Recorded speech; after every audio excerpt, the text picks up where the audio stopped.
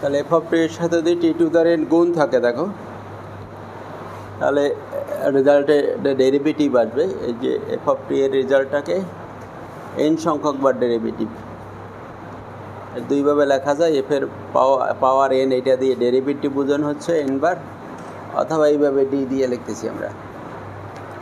আর চিহ্নের বিষয়টা হবে যদি এন বিজোড় হয় তাহলে এখানে মাইনাস থাকবে রেজাল্টে, আর এন জোড় হলে প্লাস হবে, minus on to the N. এনের উপর ডিপেন্ড করে চিহ্ন আসবে। আর এনের পরিচয় হলো এনটা অবশ্যই স্বাভাবিক সংখ্যা বা ধনাত্মক পূর্ণ সংখ্যা হতে হবে।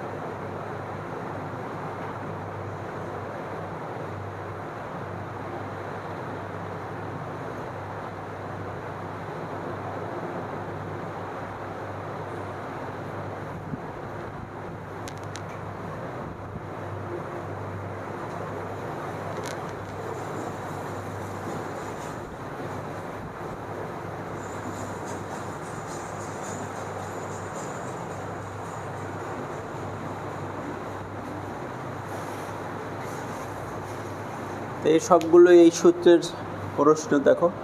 এখানে এন এর মান 1, এখানে 1, এন এর মান 2, এন এর মান 3। ওই একটা সলভ করো আর 5টা তোমরা করবা।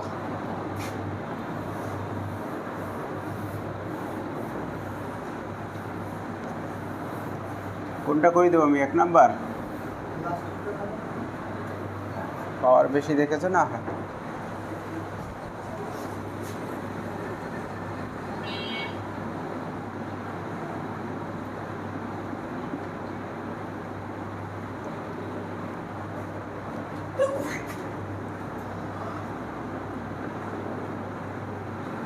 এখানে আমাদের এফ অফ টি কোনটা বলতে পারো? এফ অফ টি কজ এটি, ওইটার রেজাল্টকে 3বার ডেরিভেটিভ করতে হবে, আর কিছু না।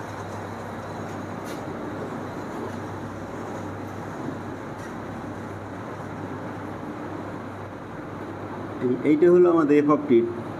টি টি এর পাওয়ার টি যেটা আছে পাশে ওইটা বাদ দিয়ে এফ অফ টি, যে সূত্র লিখছিলাম ওদিকে তাকাই দেখো, যে এফ অফ টির সাথে টি ধরে এন থাকবে। এইটার ফলাফল হলো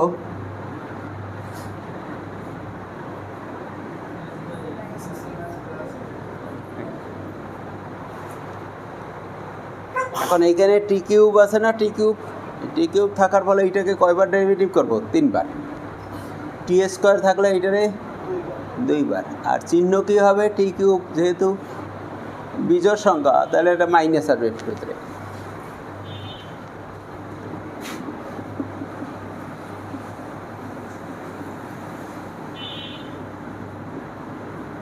চিহ্নটা হবে -1⁻³ ওই যে -1⁻n যে সূত্র ছিল। আর ডেরিভেটিভ হবে কয়বার? 3বার। কার ডেরিভেটিভ হবে 3বার? এই যে ফলাফল আছে এইটা।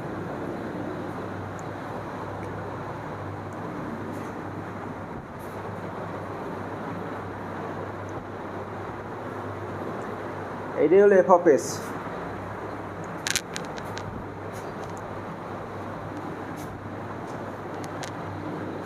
এখন এই ডেরিভেটিভ করতে গেলে এখানে তো আমাদের মাইনাস হবে, আর তার 2টা ডেরিভেটিভ থেকে যাবে, আর একটা ডেরিভেটিভ করব আমরা।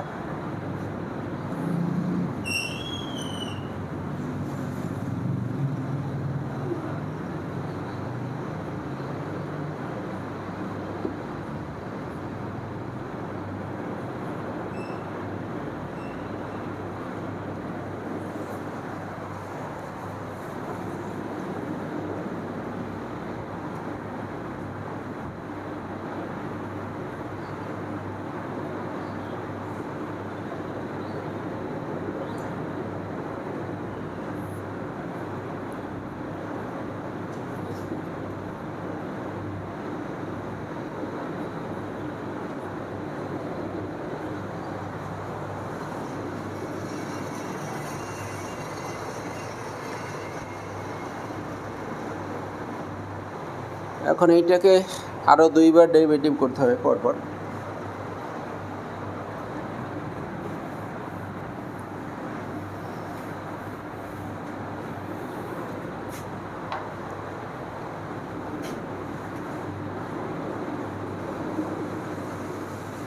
আর একটা ডেরিভেটিভ রেখে দিলাম,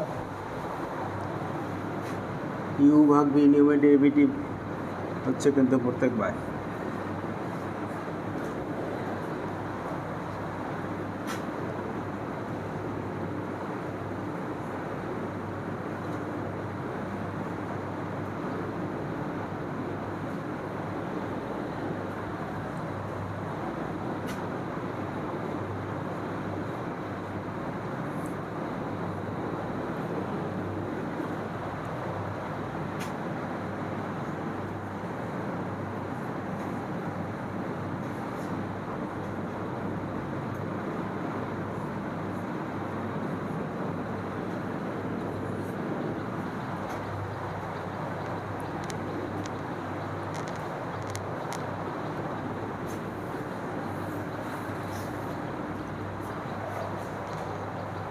এখন আমাদের উপরে নিচে এখান থেকে একটা টার্ম কাটা যায়, এখানে এইখানে কমন আছে, এটা দিয়ে কাটা গেলে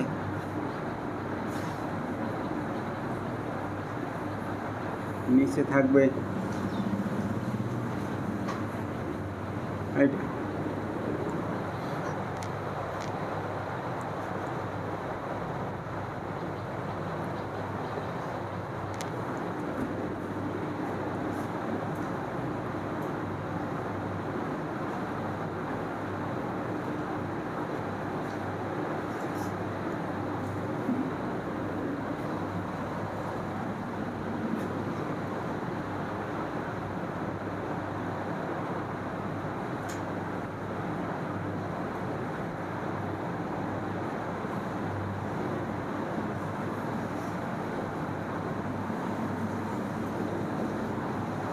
কথা বুঝিয়ে দিচ্ছি। আমরা একটা পাওয়ার উপর নিতে কাটলাম, এরপর 2s কমন নিলে এইটা থাকে ভিতরে।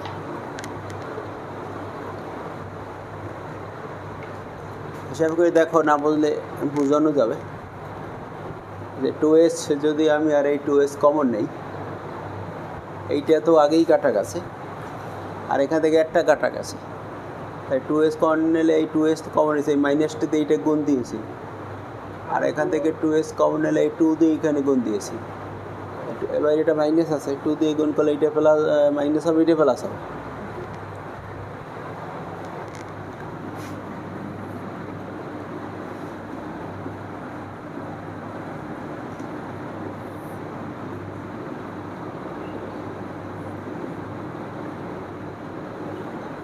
এখানে থাকে আমাদের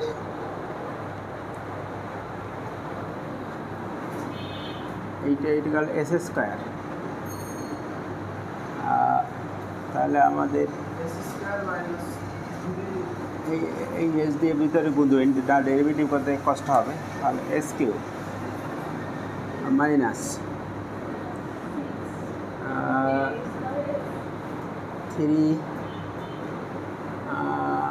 3 স্কয়ার এস, আর 2 তো আমি ভিতরে গুণ দিই নাই, তো 2 ওই বাইরে নিয়ে গেলাম -2,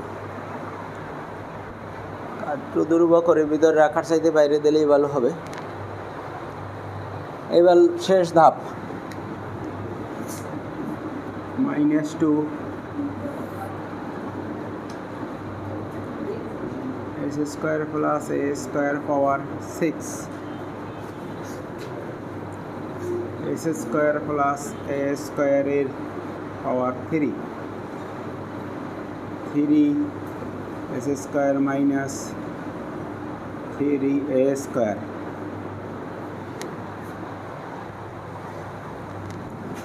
minus s cube minus 3 a square s, আর 3 এস স্কয়ার প্লাস এ স্কয়ারের whole square into 2s।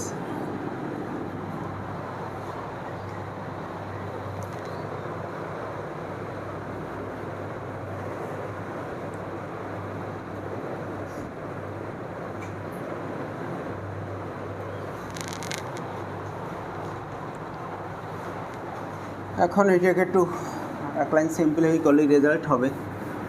Derivative complete হয়ে গেছে।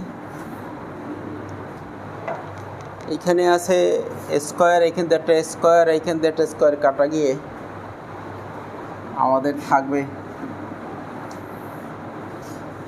-2, আর এখানে থাকতেছে s square plus a square, আর এখানে থাকতেছে 3 s square minus a square রইল, আর এখানে থাকতেছে এই দুইটাই কাটা যাবে 6s s cube minus 3 a square s. দেখো বোঝা যায় কি না। আর নিচে থাকে এস স্কয়ার প্লাস এ স্কয়ারের পাওয়ার 4।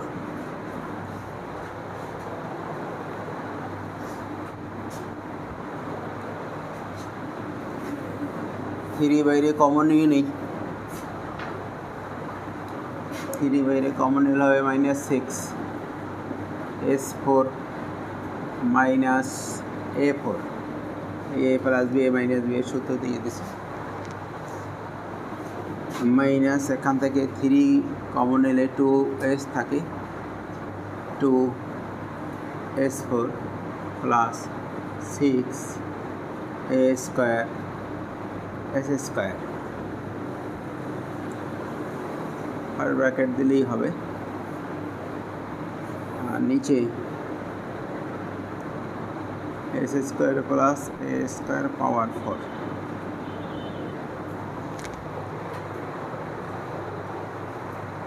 আমরা যোগ বিয়োগ করে একটু, এইখানে থাকে -S4 plus 6A square S square minus A4 divided by S square plus A square power 4। মাইনাসটা কমন নিলে রেজাল্টটা দেখতে একটা সুন্দর দেখাবে, বাইরে মাইনাসটা প্লাস হয়ে যাবে। 6S4 minus 6A square S square plus A4 S square plus A square power. আর সিম্পলিফাই করা যায় না, এইভাবেই রেখে দেবো।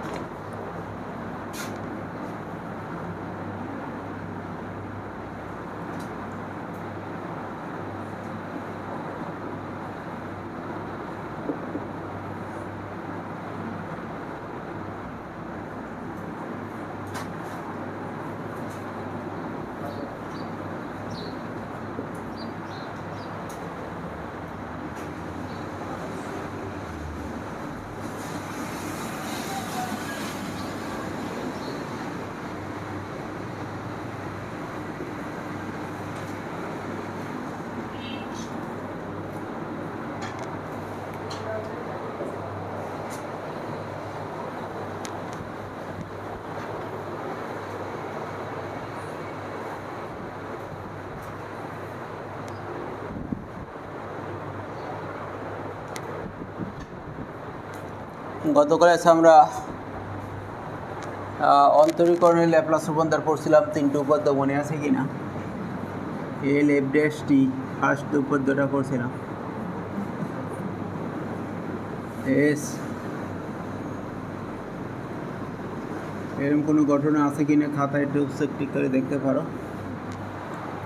ছিল এবার কিছু যে একবার ডেরিভেটিভের ল্যাপ্লাস রূপান্তর, আর এখন ইন্টিগ্রেশনের ল্যাপ্লাস রূপান্তর, অর্থাৎ ডেরিভেটিভ মাথায় কী থাকবে? ইন্টিগ্রেশন থাকবে।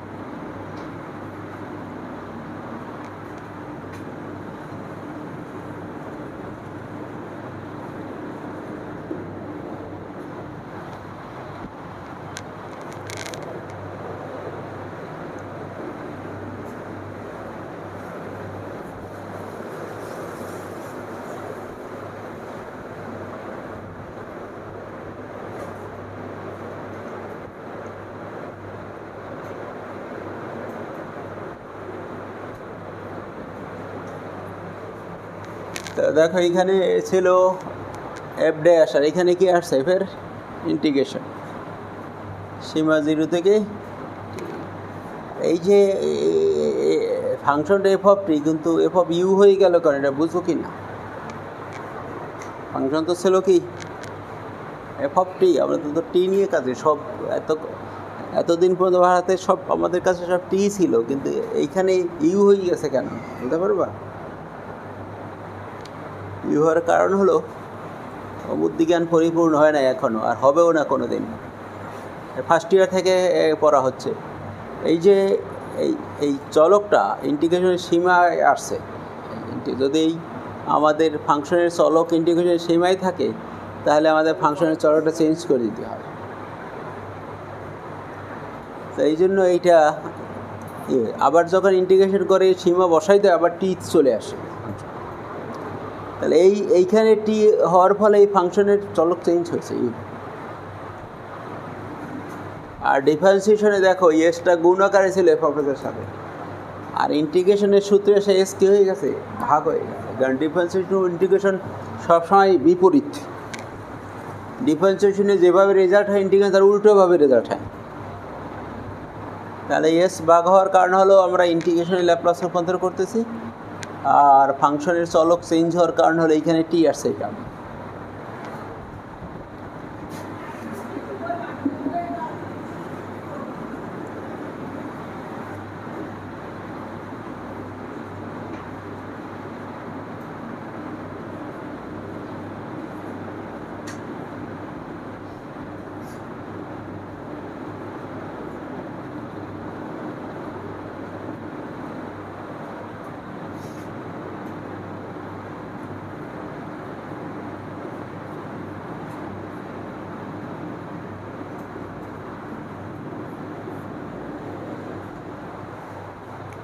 তো এটা হলো আমাদের উপাদ্যের অংশ, আর এটা হলো এটার পর করে এটা একটা অঙ্ক আর কি, দুইটা একসাথে আঁকে বইতে। তাহলে এখানেও তাই, এখানে এই যে এইটা টি হওয়ার ফলে এই ফাংশনে টি হয়ে গেছে, আর এই সাইন ইউ বাই ইউ এর ল্যাপ্লাস রূপান্তর ইন্টিগ্রেশন করে ল্যাপ্লাস রূপান্তর হবে 1/s tan ইনভার্স 1/s। বছর পরীক্ষা আসবে বছর করবা।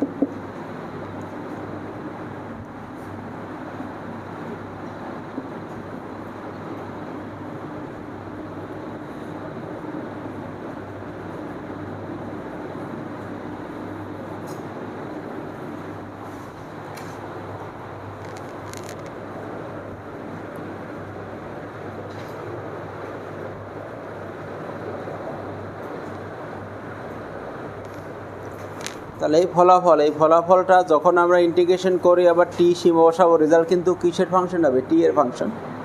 আমরা এই রেজাল্টকে জি অফ টি ফাংশন ধরে নিয়েছি।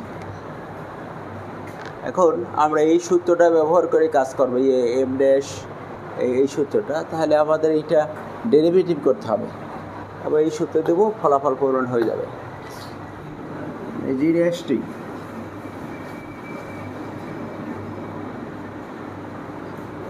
এই ইন্টিগ্রেশন করে যদি ডিফারেন্সিয়েশন করি, তার ইন্টিগ্রেশন ডিফারেন্সিয়েশন কাটা গিয়ে থাকবে এফ অফ টি, ইউ থাকবে না। যখন ইন্টিগ্রেশন উঠে যাবে তখন আবার ইউর কাছে আমাদের টি চলে আসবে। এই ইউ ততক্ষণ থাকবে যখন এখানে টি থাকবে, যখন টি আউট হয়ে যাবে তখন আবার ফাংশন টি চলে আসবে। তার এটা ডেরিভেটিভ করেছে, ইন্টিগ্রেশন কাটা গেছে, শুধু এই ফাংশনটা থেকে গেছে। আর এই ফলাফল এই যে এফ অফ জিরোর একটা বিষয় আছে, আমরা কিন্তু জি ড্যাশ টি নিয়ে কাজ করতে পারতাম, এফের জায়গায় জি, তাহলে জি অফ জিরোর ভ্যালু দরকার, এবং g of zero equal to g of zero equal to zero. কীভাবে আমরা জানি যে ইন্টিগ্রেশনের ঊর্ধ্বসীমা আর নিম্নসীমা যদি একই হয়, ভ্যালু জিরো হয়, তাহলে এই জি অফ জিরো মানে এই জায়গায় জিরো চলে আসবে, তাহলে এর ঊর্ধ্বসীমা নিম্নসীমা সেম হবে, রেজাল্ট জিরো। এখন আমরা এই সূত্র দিব জি অফ টি এর জন্য।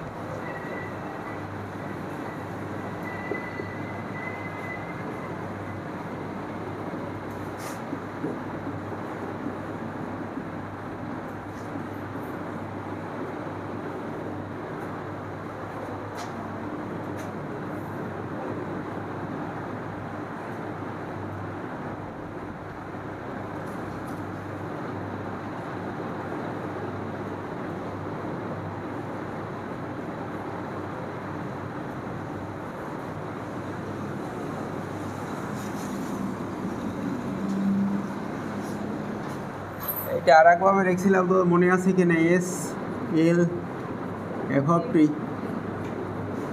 মাইনাস এফ অফ জিরো, এই সিস্টেমটা লিখতে হবে এখানে। জি ড্যাশ টি এর জন্য S l g of T minus G of zero, শুধু যেখানে এফ আছে সেইখানে জি ব্যবহার হয়েছে আর কি ছাড়া।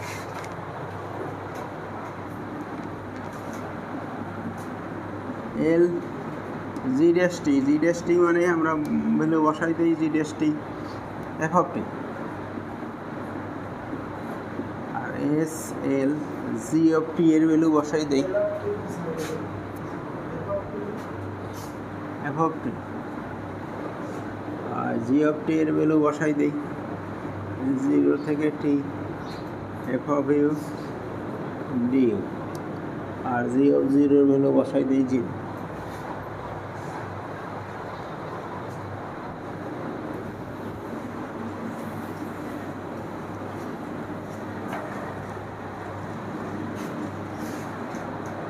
এল এফ অফ টি মানে f of S,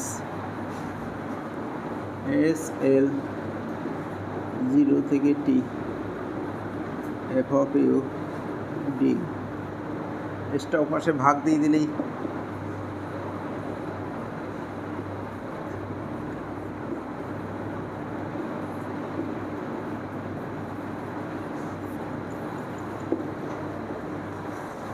of S ভাগ এস।